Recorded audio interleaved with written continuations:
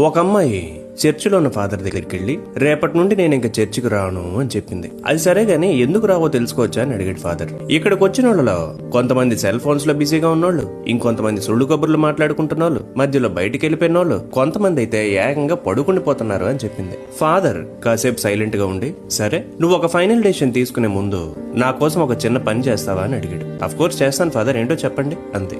ఒక గ్లాస్ నిండుగా నీళ్లు నింపి ఒక్క చుక్క కూడా కింద పడకుండా ఈ చర్చి చుట్టూ 3 సార్లు తిరుగు అన్నాడు. సరే అని గ్లాస్ నిండా నీళ్లు నింపి 3 సార్లు తిరిగి ఫాదర్ దగ్గరికి వచ్చి, చూసారా ఒక్క చుక్క కూడా పడలేదని గర్వంగా చెప్పింది. అప్పుడు ఫాదర్ ఇలా అడిగాడు, సరే ఇప్పుడు తిరిగిన ఈ టైంలో ఎంతమంది సెల్ ఫోన్స్ లో బిజీగా ఉన్నారో, ఎంతమంది సొల్లు కబుర్లు కొడుతున్నారో, ఎంతమంది బయటికి వెళ్ళిపోతున్నారో చెప్పు. అవన్నీ నాకెలా తెలుస్తాయి? నేను ఈ గ్లాస్ లో ఉన్న నీళ్లు పడిపోకుండా ఉండడంపై కదా ఫోకస్డ్ గా ఉన్నా అంటుంది కదా.